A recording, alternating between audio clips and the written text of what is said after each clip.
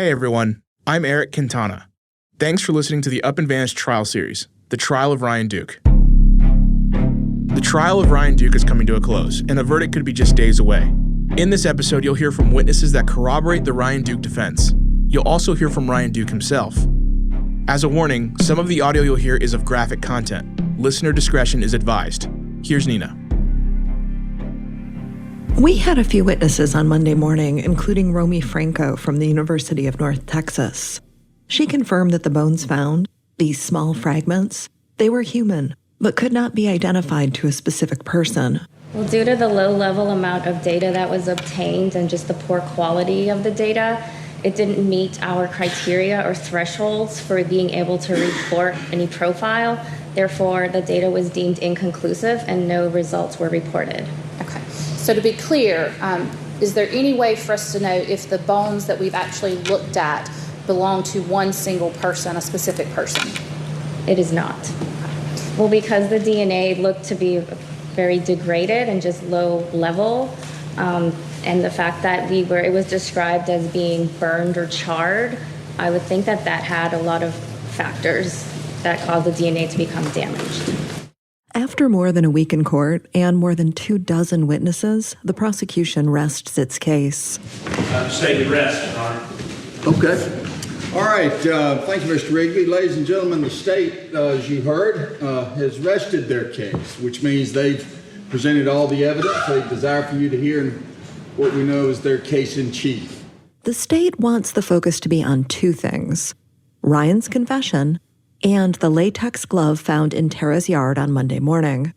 The state was not able to present any evidence that proved Ryan was ever in Tara's house or that Tara's house was a crime scene.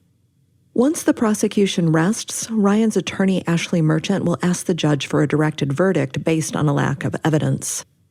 A directed verdict is her asking that the judge rule that the state has not met its burden of proof and the case should be dismissed. Judge, we are moving for a directed verdict pursuant to OCGA 17-9-1B. As our strongest argument, the law requires in this case that there be corroboration of any statement by the defendant. This is different than the corroboration requirement for statutory rape, for terroristic threats. This is a much stronger corroboration requirement. A confession alone is insufficient to support a verdict, and to authorize a conviction based upon a confession, there's got to be corroboration. So they have to prove that the death actually happened by homicide. So there's accidental natural causes homicide. There's got to be corroboration other than the statement of the defendant to prove cause of death. Proof that this crime actually occurred is required, and the proof must be independent of the confession beyond a reasonable doubt. Judge Reinhart listens, and J.D. Hart argues against it, but Merchant is not successful, and the trial will continue. Hope you got the message. Your motion for directed verdict is timely made, overruled, and preserved for the record, okay? This means that it's time for the defense to present witnesses on Ryan's behalf. After days of hearing from cops, GBI agents, and technical experts, they need to build some reasonable doubt in this case. In the afternoon, we hear from a psychologist, Dr. Talitsky. He's the one who assessed Ryan for the defense. We also hear from two of Ryan's neighbors, a John Harper and a Mr. Olmsted. Their testimony conflicts with the state's narrative that Tara's car was at her residence Sunday morning. Here's Mr. Olmsted. Did you tell the GBI in 2006 and 2008 that you took your dog out for a walk late in the evening on Saturday, October 22nd? Yes, sir. I walked him that night. About what time was that? It was late. I was about to go to bed, so it was probably around 11, midnight. Did you see Miss Grinstead's car parked at her house that night when you walked your dog? No, sir. That car was not there. And you're certain the car was not there that night when you walked your dog? Yeah, I'm certain. The next morning, Sunday, October 24th, 2005, did you take your dog outside when you woke up? Mm-hmm. Was Miss Grinstead's car parked at her house at that point? I do not recall seeing it. I don't believe it was there at that time. No. At some point later that day, did you leave your house? Yes, sir. Went to Fitzgerald to get something to eat. Probably late in the evening, 5, 6 o'clock. It was about dusk, sounds like? Yes, sir. Was Miss Grinstead's car back under her carport at that time? Yes, sir. The car was back. Earlier that day, when you were walking your dog, her car was not there, but it was back under her carport when you returned that evening? Yes, sir. Did you see anyone return the car? No, sir. And this is John Harper's recollection of that Sunday morning. What time did you leave approximately your house that morning? The morning I left around 8 or 9 o'clock and went to G&G, the store, right down the road. When you left your house, was Miss Grinstead's car parked at her house at that point? I didn't see it that morning. At some point later that day, did you leave your house again? Yes. About what time did you get back to your house that Sunday afternoon? I would say it was just before dark, because I remember it was starting to get dark outside. And when you returned, was Miss Grinstead's car back under a carport at that time? Yes, it was. So Miss Grinstead's car was not at her house earlier in that day, but it was back there Sunday afternoon, evening? Yes. I'm going to allow that. Overrule that objection. Listeners, if Harper and Olmstead's testimony is true, if her sporty white car was not at her home all day on Sunday, then we have a major missing piece to the narrative of Tara's last days. Toward the end of the day, we heard from a man who may have been the most amazing witness I have ever heard in a trial, Jerry Williams. Mr. Williams is in a long-term relationship with Ryan's Aunt Linda, or, as Jerry said, we ain't married. Listeners, if you have a chance to get on YouTube and watch his full testimony, I highly recommend it. You won't be disappointed. You see, Jerry owned the trailer where Bo and Ryan lived in October of 2005. And after several complaints from neighbors, Jerry went to evict Bo and Ryan on the evening of Saturday, October 22nd. And I had a problem with a person staying over there that wasn't supposed to be over there. Okay, who's and that? I needed to go over. It was Bo Dukes. I had to go over there and make sure that he left. I walked in. The air conditioner was off again. It was broke again. But I done told him they had to leave. They had to move anyway. You told Brett, I had told Stephen. Stephen was going to move anyway, but I told Stephen and Ryan both they had to move. Okay. Because of the complaints. Okay. And because of the noise. And it was time for them to go. I'll just leave it at that. It was time for them to go. It was time for all of them to go. Stephen was asleep in the back. I didn't get to talk to him. When I walked in the trailer, Bo was standing there in the kitchen, and Ben was sitting on the sofa. Ryan was in the bathroom, passed out. I did make sure he was breathing. This boy was passed out. And I've seen passed out before. I've done it myself. Okay. Sorry, but I have. But I've seen passed out before. He was gone. He was done. Okay. He was laying in the floor. His face was facing the toilet, the base of the toilet, and he was gone. I mean, he was just died. It looked like he threw up a little bit right there before. So I picked him up by his belt like my brother done me before and dropped him a little bit, and he groaned. So I went back up there. I turned the radio off. I'm sorry, the radio was on. When I came in there, I turned it off, and I asked for Bo, and I asked Ben to leave, which Bo kind of bowed up at me a little bit, but he didn't want to bow too much. But he did. He kind of bowed up at me a little bit, like he didn't like that too much. But I asked him to leave. I asked both of them to leave right then and not to come back. I said, don't let me catch you back over here. And that was it. They walked out. I walked out. They walked. They parked there. I don't know if it was a black truck. I don't know if it was, I think it was Ben's truck. I think he had a black truck. And they got in the truck and they left. Do you remember about what time that was? That was about 10:30 or 11, somewhere in there. Yeah. And you saw Bo and Ben both leave together? Yes. Leaving. Yes. Overrule that objection. Yeah, they were leaving. When they left, was Bo angry? Yeah, he was a little mad at me, but no big deal. I could have one. I'm a big boy. Did you see Ryan leave with them? No. Was he still Ryan passed wasn't out? leaving with nobody. Ryan was back there in the back passed out. Ryan's Aunt Linda will also take the stand where she is loudly questioned by Brad Rigby. Jerry and Linda may be the only witnesses who can confirm the whereabouts of Bo and Ryan on the night that Tara went missing. There are no witnesses who can confirm where Bo and Ben went after leaving the trailer that night. All we know is that they left in a truck.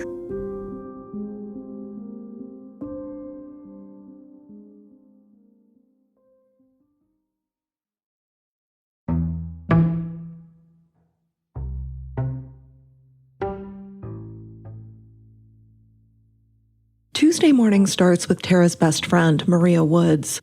But the star of our day was the defendant, Ryan Duke. Call your next witness, please. Your Honor, the defense calls Ryan Duke.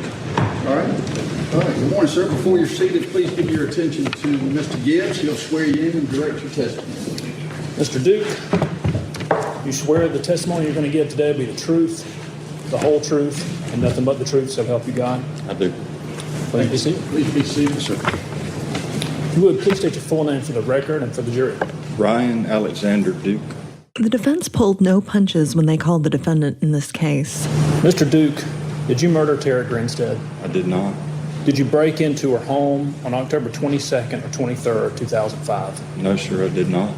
Have you ever been inside her home at any point in your life? No, sir, I hadn't. Did you ever have a sexual relationship with Miss Grinstead? I did not. Did you ever strike Miss Grinstead? No, sir, I did not. Did you ever choke Miss Grinstead? No, sir, I've never choked anyone. Have you ever been inside Miss Grinstead's car? No, sir, I have not. Did you ever take a pair of gloves or a glove to Miss Grinstead's home? No, sir, I did not. Did you see Miss Grinstead's body after she died? I did. Where did you see it? In the pecan orchard. Did somebody take you to the body? They did. Who took you to the body? Bo Dukes. Bo Dukes tell you that he killed Tara Grinstead. He did. Do you know how Miss Grinstead died? I do not. Were you asked to help dispose of her body? I was. Who asked you to do that? Bo Dukes. Did you help Bo Dukes move Miss Grinstead's body in the orchard? I did. Were you afraid that he'd hurt you or your family if you told anyone about it? I was. Is that why you didn't come forward prior to February of 2017? Yes, sir. Then there was a pivot to questions about his childhood, how his parents split when he was a toddler. Ryan lived with his grandparents until he was a tween. Then it was back to dividing time between his folks. In his time at Irwin County High School, he had many friends, but he didn't start hanging around Bo Duke until senior year. He would cause scenes. He'd just show out just to kind of make anybody, to make a scene, to make other people uncomfortable. Was he considered a trustworthy person? No. Did he ever say things that were weird or out of the ordinary, that maybe dark things? Yes, he did. Did he do that with some frequency? Yes. You know anything about Bo's family? I do. Is his family well known in the Ocilla area? Yes, sir. I think everybody knows him. Did you know his grandpa? I didn't personally. Were you aware of his grandpa's occupation? Yes, he was a state senator for 20 plus years, I think. Were you aware of any significant legislation or other political acts that he accomplished during his tenure? He got funding to start the GBI. He got funding for the tech school. When college didn't work out for Ryan, he enlisted in the Army and found himself at Fort Benning. He made it through basic training and came home that year for Christmas and New Year's. When he returned to base, it was time for jump school, airborne training. There was a tragedy on base. A girl in another unit, an 18-year-old. Her chute failed, and she panicked and died. This incident had Ryan scared. He didn't want to be in the airborne unit anymore. It shook him up really bad. This incident led to him going AWOL, which is absent without leave from the military. It's against the law. A few weeks after going AWOL, he contacted the Army, and they told him to report to Fort Sill in Oklahoma. Ryan boarded a Greyhound and reported as instructed. Eventually, he was given a discharge other than honorable. He did not appeal his discharge, saying it was the discharge he deserved. When he was released from Fort Sill, he returned to the area, living in a trailer with his father and brother. And this is the trailer owned by Jerry Williams, who we heard from earlier. Ryan's dad took a job in Alabama, which left his adult sons in the trailer, just the two of them. Once your dad moved out, did you still hang out with Bo some? Yeah, it increased how much he'd come by. How often would you say you were seeing Bo during this time period? It started out just the weekends, then he just kind of progressively moved in. Did he start staying the night at your trailer? Yes, sir. How often would you say that he slept over? Did you say it became ultimately every night he was staying over? Yes, sir. It started as we'd hang out, be drinking or whatever, and he'd stay the night till, he just kind of never left. Did Bo pay any rent? He did not. Did he pay any utilities? No, sir. Did Bo ever buy groceries for the trailer? No, sir. Did Bo have a job that you're aware of? No, sir. Did Bo ever have any money? No. How many bedrooms did this trailer have? 2. And was this a single wide or double wide trailer? It was a single. So it was a pretty small trailer. Yes, sir. Did your brother have a room in the trailer? He did. Did Bo have a room in the trailer? He did. Did you have a room in the trailer? I slept on the couch mostly. Why did Bo have a room, although he paid no bills, no rent, no utilities? Why did he have a room but you were sleeping on the sofa? It's just where I slept. Did you feel like Bo was using you during this time period? Yes, sir, I did. Did Bo ever leave out any kind of reading materials in the trailer? He did. He'd leave pornographic material out, and I had to repeatedly ask him not to do that. Were these materials of a particular nature? I found them offensive.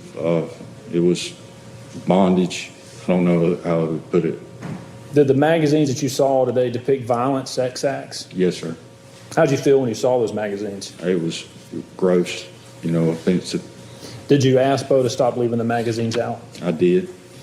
At this point, Ryan had a job earning $500 or $600 a week.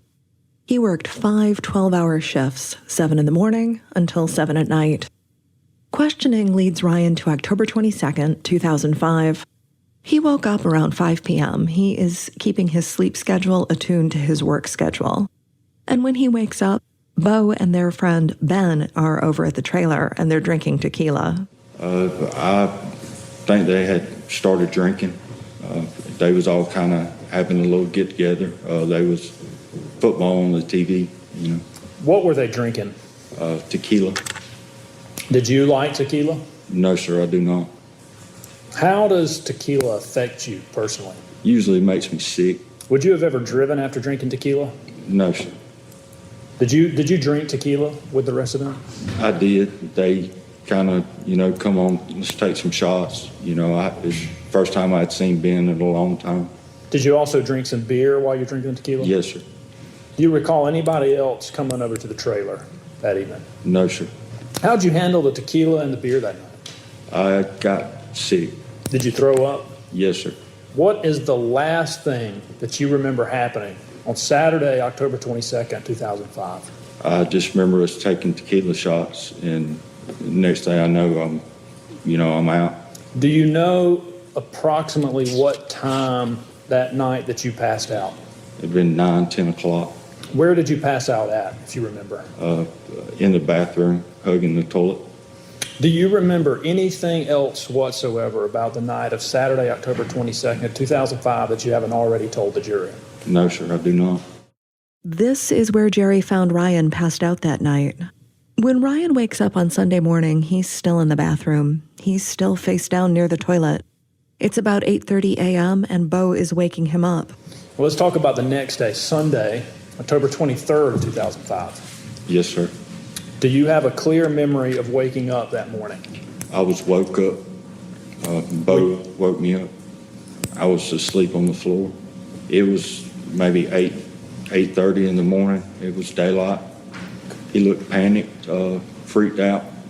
He was pale, which is, he was already pale and looked like he'd been up all night.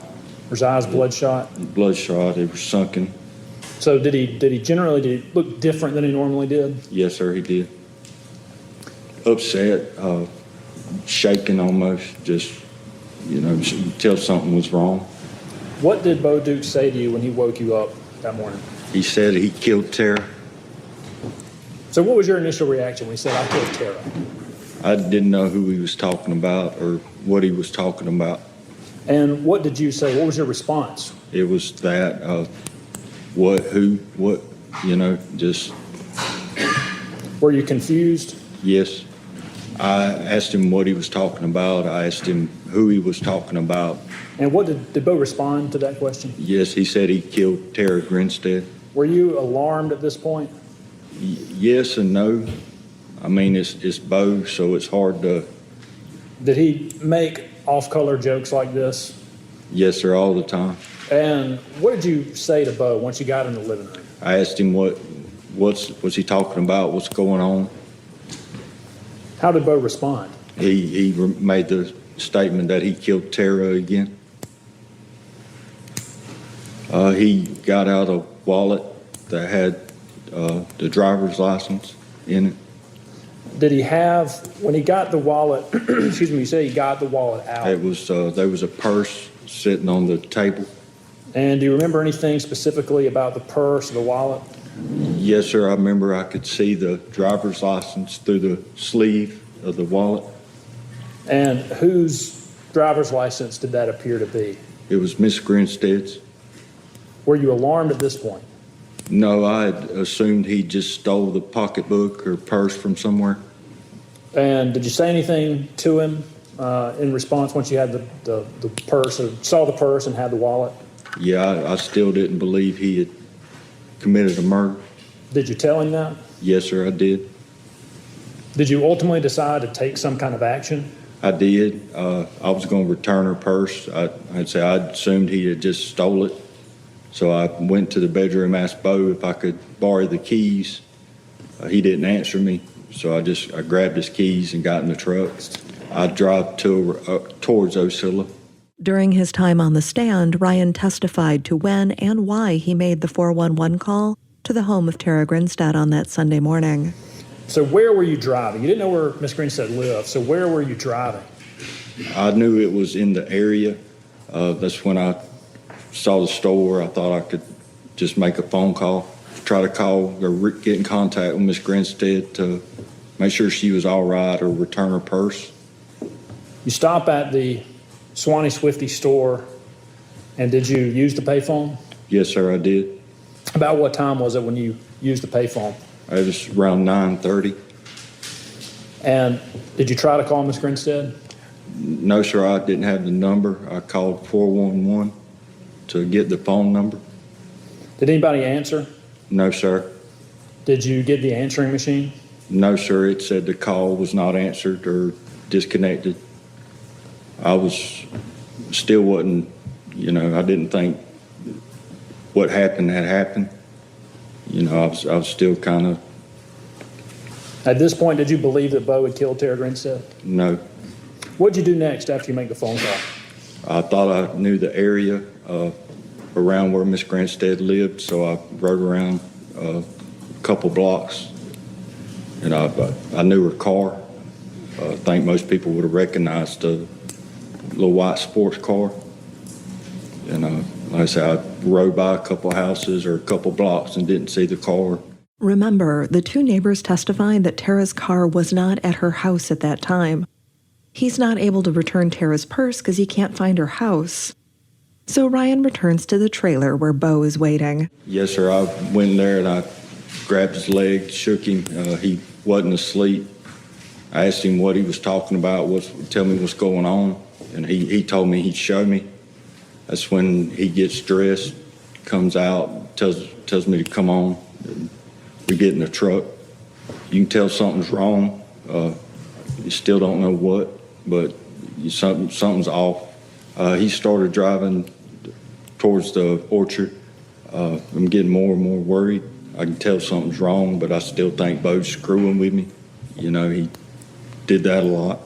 What happens next? We drive down the trail. And he drove down a little further, and there was a clearing off the passenger side, and he stopped. Yes, he said, she's over there. I just remember seeing a spot of white. Was the person laying on their back or their stomach? They were laying face down. Does Bo do anything once you approach within 10 feet or so? Yes, sir. He reaches down. He grabs her arm and just, like I say, he just reached down like you would open a cellar door and or crank a lawnmower, I guess. He looks at me and says, I told you. They were wearing clothes. She was wearing clothes. Were you able to identify who this was at that time? No, sir. If he wouldn't have told me, I wouldn't have known who it was. Does Bo say or do anything else at this point? He starts walking back to the truck, tells me we got something to do. He starts putting wood in the back of the truck. What were you feeling? What were you thinking at this point? I was just in shock. It's like I was separated from myself. He tells me to come on because, I don't know. I say it was like I was watching myself. I was there, but I wasn't. How was Bo's demeanor at this point when you're back at the body? He was almost excited. He's cheerful. Listeners, being in the courtroom while Ryan Duke was testifying was quite the experience. The whole room was silent, and people were hanging on his words. Now, Ryan did get emotional at times, especially when describing seeing Tara's remains at the pecan orchard.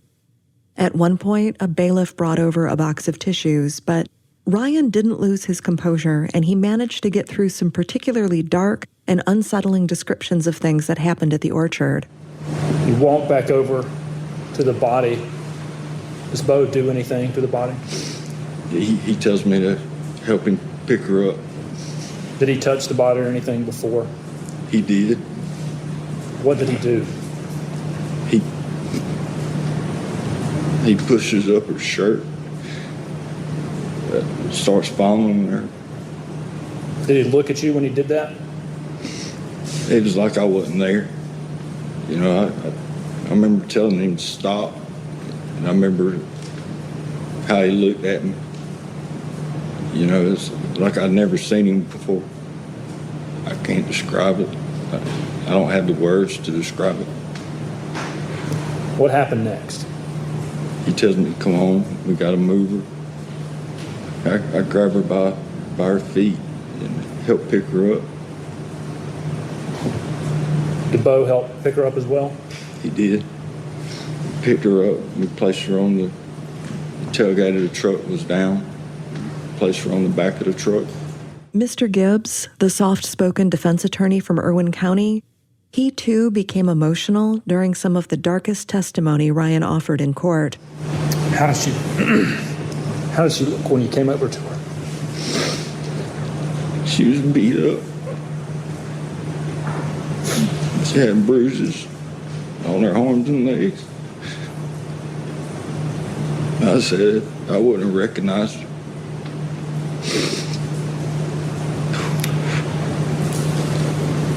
At the time you helped him pick her up, could you identify who she was at that point?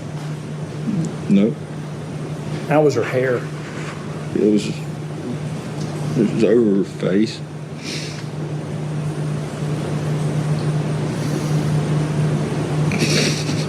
So you and Bo put her on the tailgate of the truck, and what happened next? He tells me to get back in the truck. Did you get back in the truck? Yes, sir. And then what did the two of you do next? He drives.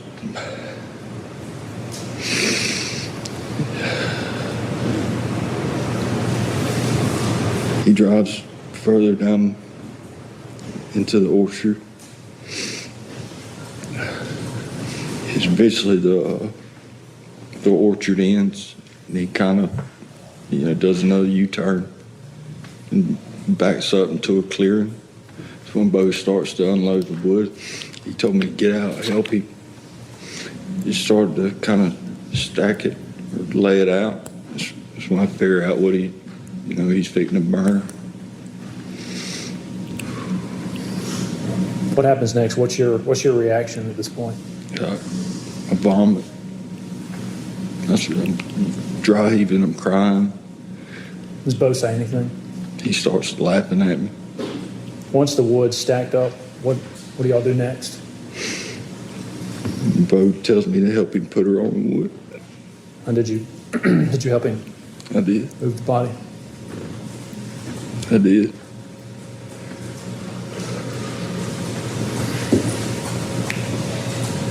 And once you place the body on the wood, what happened next? I'll back out, almost out of the clearing, kind of. You back out like you need to walk back out? Yeah, I told Bo, I can't be here, you gotta take me home. What happened next? He just started putting wood on top of it. And then what happened? He lit her on fire. What was his expression, his demeanor when that happened? It's like he wasn't there. Was this time when you helped move the body onto the pile of wood, was that the last time that you saw Miss Grinstead's body? It was. On the way home from the orchard, does Bo say anything to you? He tells me you can't say anything, you can't talk about this. At any point, did Bo tell you what happened to Miss Grinstead? No, sir. Did you ask Bo what happened to Miss Grinstead? No, sir. Why didn't you ask Bo what happened? I don't think I had to.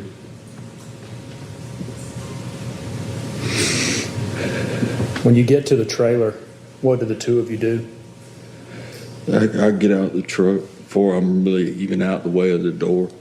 He starts backing out. Did Bo leave? Yes, sir. He spinning wheels.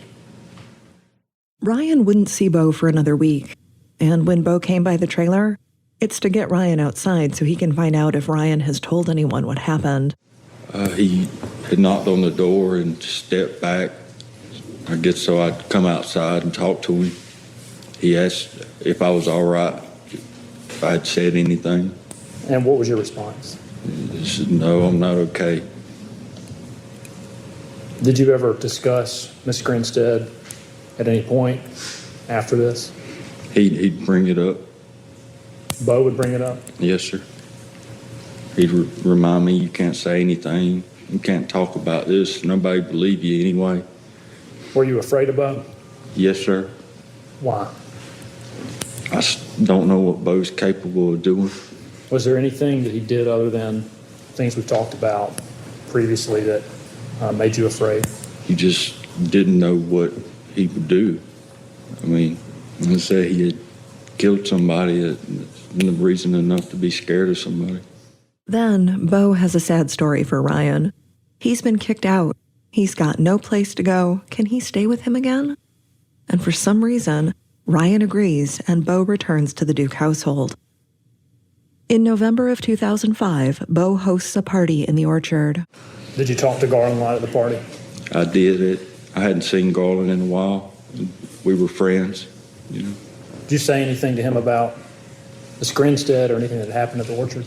No, sir. We were talking and just kind of catching up, and I don't know how it come up about Miss Grinstead, you know, she was missing. It's about the time Bo walked up. Do you recall if there were any other conversations after this with Bo about the disappearance of Miss Grinstead? Yes, sir. Bo would tell me, you can't talk about it, you can't bring it up, but he was constantly doing that. Do you know if he followed the case like in the news? He did. He would be on the website or, you know, constantly if I went to work and come back and any update, you know, he kept an eye on it. You said the website. Do you know what website? I think it was Find Terra. Did Bo have Miss Grinstead as a teacher? He did. Did he ever make any comments about Miss Grinstead specifically? He did. He made suggestive comments about her. After Ryan and his brother were evicted from the trailer, he and Bo moved into a house in Fitzgerald, just the two of them. This situation, Ryan paying the bills and supporting Bo, went on for months until Ryan just couldn't afford it anymore, and he moved back home with his mom and stepdad. He wouldn't see Bo Dukes again until after Bo completed his basic training. Bo stopped by the residence where Ryan was living. Did he make any kind of threats? He implied that this place would go up like wildfire. It was kindling. And just tell me about that statement. What was the context of that? I don't know if it was before, but Bo was the pyro. You know, he liked to set fires. I would come home from work and he'd be watching YouTube videos of fires. And when he said this place, did he indicate what he was talking about? He was talking about my home. Then, we fast forward to the winter of 2017. This is when Ryan hears from Bo again. Were you contacted by Bo Dukes after you initially spoke with Agent Shadell and Agent Holland at your house? I was. How did you communicate with Mr. Dukes? I got a Facebook message from him that he wanted to talk to me on Messenger. Told me that the GBI talked to him, that he knew they wanted to talk to me and to keep his name out of it. Did you meet with the agents the next day? Yes, sir. When did you decide that you were going to take the blame for Miss Grinstead's death? Sometime before I left home. Why did you decide that you were going to take the blame for Miss Grinstead's death? Because I don't think Bo will ever tell the truth. When you spoke to Agent Shaldell, did you know, or do you know today, how Miss Grinstead actually died? I do not. In listening to Ryan's testimony, emotions are high. Remember, even Mr. Gibbs choked up when he questioned Ryan. And as I'm listening to Ryan, I can't help but wonder, is this it? Is this the true story of what became of Tara Grinstead? After years of theories and rumors and speculation, is the testimony of Ryan Duke at his own trial going to be as close as we get to the truth?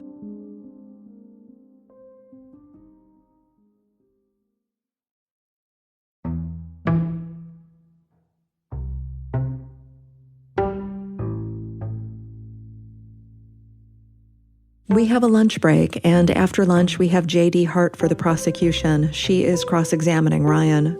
Specifically, your interview with Agent Shadell, you've told this jury that when you walked in there, you had already decided to lie to him, correct? Yes, ma'am. Okay. So let's talk about what you're saying, the details you're saying you lied about. You didn't just tell them that you broke into her home. You told them that you were breaking into lots of people's houses, correct? I told them that, yes. And you're now saying that that was a lie. Yes, ma'am. And Bo Duke certainly didn't tell you to come up with this idea that you were burglarizing a lot of houses, correct? Yes, ma'am. He didn't come up with that idea, correct? Yes, ma'am. So that was something you just added on your own. I'm not sure where that come from. Well, it came from your brain, right? I understand that. Is that a yes? It came from your brain? Yes, ma'am, obviously. Okay. You told them that you told Agent Shadell that you broke into her house and that you were going through her purse, correct? Yes, ma'am, I told him that. You told him that. But now you're saying that that was a lie. Yes, ma'am. And again, Bo Dukes never told you to lie about stealing from her, correct? No, ma'am. So you made that up yourself. Yes, ma'am. You told Agent Shadell that you hit her, correct? Yes, ma'am, I told him that. And you're now saying that was a lie. Yes, ma'am. And you've already told this jury that you're claiming you don't know how she died, correct? I don't. So you came up with an idea of how you think she may have died. Yes, ma'am. Wow. Again, that didn't come from Bo, that came from you, correct? Yes, ma'am. You've already told this jury that when you walked in the police department that morning, you were prepared to confess, correct? I was prepared to take the blame for something I didn't do. So that's a yes, you were prepared to confess. Whether it's truthful or not, you were prepared to confess. Yes, ma'am. But the fact that you called her house that morning, in fact, shows that you were involved, right? No, ma'am. Okay. So then why did you feel the need to lie about not calling the house that morning? I'm not sure I was thinking clearly at the time. Okay. But you had already said you went in there that morning knowing that you were going to lie. I knew I was going to take the blame for something I didn't do. Which you're saying is a lie, correct? Yes, ma'am. And when you went in that morning, you had already come up with what you were going to tell him about how it happened, correct? I still don't think I was ever sure. I still don't know what happened, so I don't. Not talking about what you're saying the truth is. I'm talking about that you said when you walked in that morning, you'd already come up with a story about what you were going to tell Agent Shadell. No, ma'am. I'm not sure I had any story in my mind. Okay. That on October 23rd of 2005, you were at the orchard in Ben Hill County, correct? Yes, ma'am. And we can agree that on October 23rd of 2005, Tara Grinstead's dead body was in that same orchard. Yes, ma'am. And we can agree that you saw her dead body, correct? Yes, ma'am. We can agree that you touched her dead body. After I was told to. Pick The her answer is up. yes, you touched her dead Yes, body. ma'am. Okay. We can agree that you helped move her dead body. Yes, ma'am. We can agree that you helped Bo Dukes get the pecan wood to be able to burn her body. Yes, ma'am. We can agree that you were in the truck when you drove Tara Grinstead back to the place where she would be burned. I don't know if that's where he continued to burn her or not. I was only there that one time. You were only there that one time. But you were there because you've already admitted you helped put her lifeless body on top of that fire pit. Yes, ma'am, I did. And you don't want to admit having seen the match struck, but you know that she was set on fire. Yes, ma'am. And you knew that on October 23rd of 2005. Yes, ma'am. And you knew that on October 24th of 2005. Yes, ma'am. And you knew that on October 25th of 2005. And every day after? That's right. Every day after. And you never told a soul. No, ma'am. Never went to the authorities, correct? No, ma'am. Never even went and posted something anonymous online about it. No, ma'am. Never went to her family and told them what happened to her body. No, ma'am, I did not. And you knew that for every day from October 23rd of 2005 to February 22nd of 2017, they were looking for Tara Grinstead. Yes, ma'am. And you knew that her family was suffering because they had no idea what happened to her. I think about that every day. But you didn't do anything about it, did you? I did not. And in fact, you never told anybody, correct? No, ma'am, because I was scared. You were scared. So what we can also agree on is that you're willing to lie when the stakes are high, correct? No, ma'am. You're not willing to lie when the stakes are high. No, ma'am. Well, you're saying you lied to Agent Shadell, right? I'm talking about right now. I'm not talking about right now. I'm saying when the stakes are high, you're willing to lie. I'm trying to make that right. But you're still willing to lie, right? Not today. Not today. But you'd agree with me the stakes are high, right? Yes, ma'am, they are. You want this jury to believe that you lied and confessed to a murder you didn't commit because you were scared of Bo Dukes, right? I lied and confessed because I did not think Bo would ever tell the truth about what happened, about what he did to her. But you confessed to her murder, right? I did. Ryan held up well under a grueling cross-examination. He admitted to and owned his lies, and there were several of them. It's nearly 3 o'clock when Ryan is released from the stand. Personally, I think he was a good witness, especially when facing an aggressive cross-examination from J.D. Hart. At the end of the day, at the end of his testimony, I think Ryan was exhausted. He doesn't seem to be a particularly hearty or healthy guy, and his time on the stand took it out of him. Then, it's the moment that we've been waiting for, the one we've been looking forward to for years. If you followed this case, even casually, you know who Bo Dukes is. You know a bit of his story, and you likely know some of the horrific things he's been accused of and found guilty of. We were on the edge of our seats in court when his name was called. Every head swiveled toward the entrance to the courtroom. Then he appeared in the doorway. And Bo Dukes is a large man. He's nearly 6'5" with graying black hair and a wide face. He's dressed in prison whites with shackles on his wrists and ankles. An armed guard has him by the back of the shirt and walks him to the stand. Bo Dukes' lawyer, a tiny blonde woman in a black suit, follows closely behind. Bo Dukes looks around the courtroom. His face is practically a leer as he takes everyone in. He's given the oath, and Ashley Merchant steps to the podium to question him. Bo's voice is loud, and it fills the courtroom. Will you state your name for the record? On the advice of counsel, I'll be invoking my Fifth Amendment right not to provide testimony.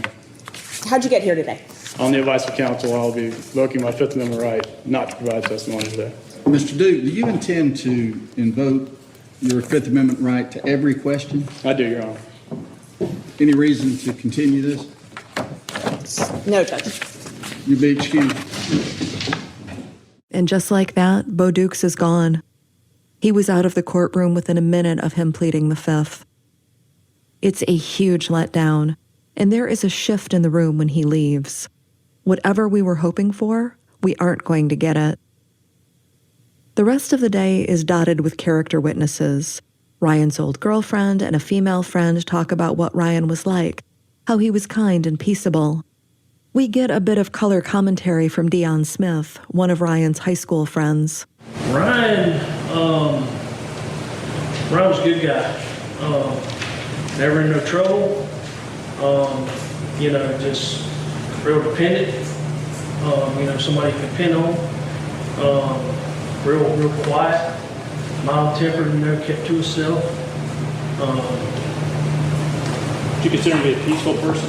Yeah, very peaceful. Very peaceful. Bo was more, a little, I'm trying to find the right words, a little different. Just had a little darker side, a little sneaky, if I could use one analogy to describe Bo, it'd be kind of like the serpent in the Bible with Adam and Eve. He had a way of, making things seem good that weren't good, manipulative. That was just Bo's demeanor. At the end of the day, the court feels tired. Ryan's testimony was at times graphic, and it was emotionally draining. The impassioned and intense cross-examinations left me weary. My heart hurts not only for Tara, but for her father and sister who sat through the whole day, through every ugly word spoken in court. They absorbed so much, and hopefully the jury did as well.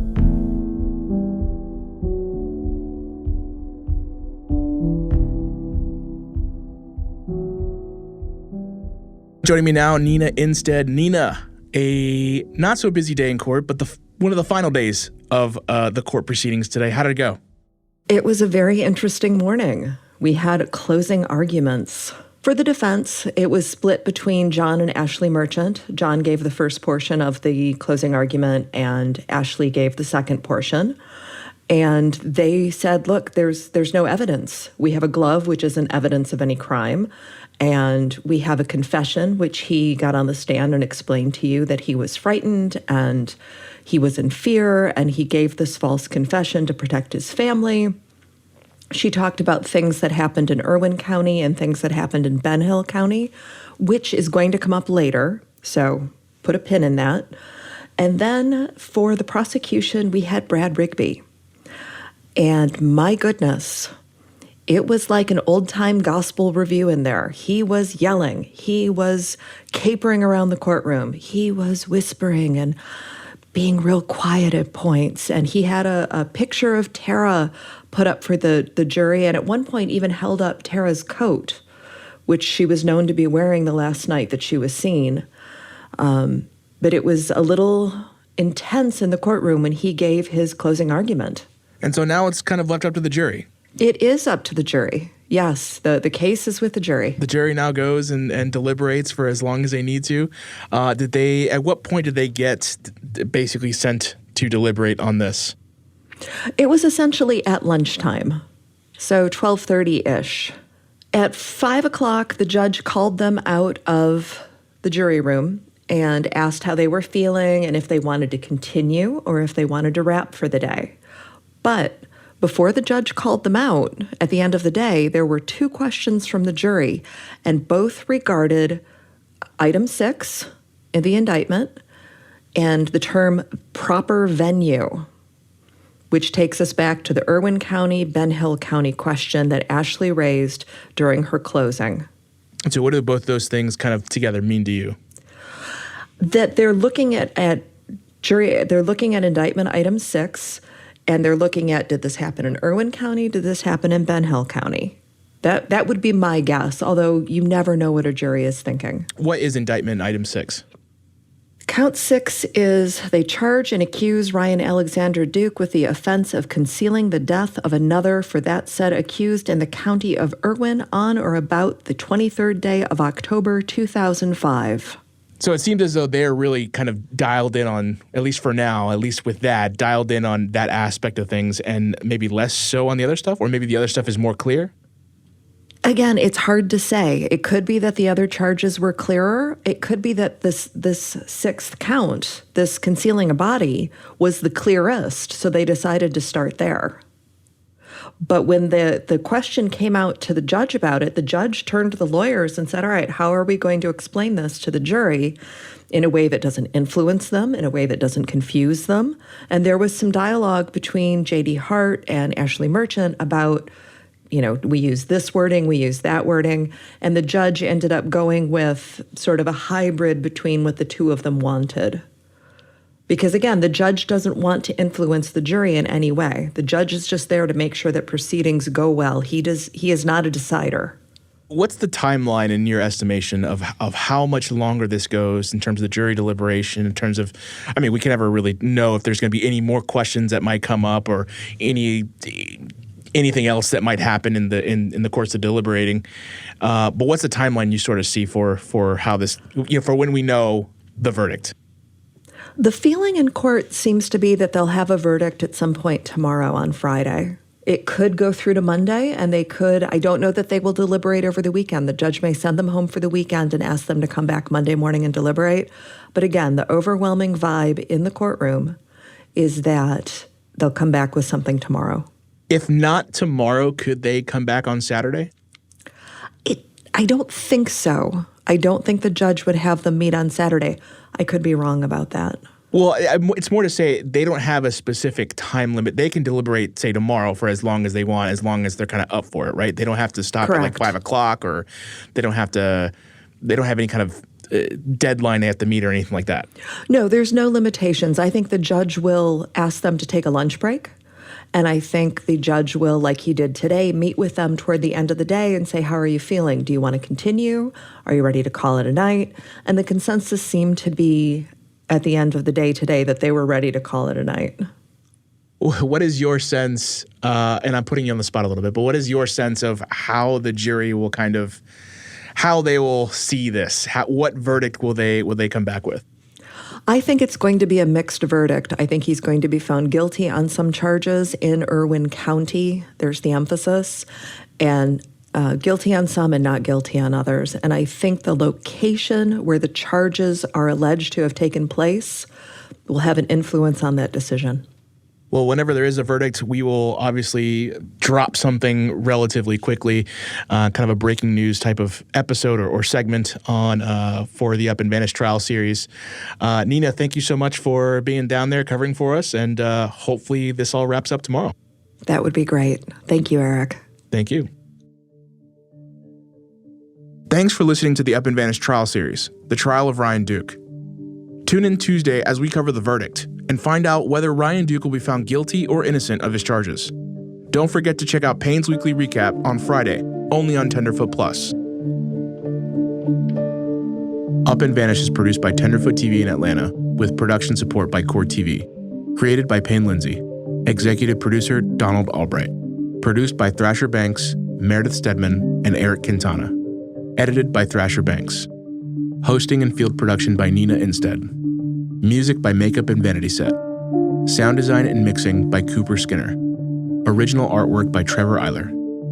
Special thanks to Beth Hemphill, Julie Grant, and Philip Holloway. Check out the discussion board at upandvanish.com. If you have any questions, leave us a voicemail at 770-545-6411. For ad-free listening and Payne's exclusive Friday recap episode, subscribe to Tenderfoot Plus on Apple Podcasts or visit tenderfootplus.com.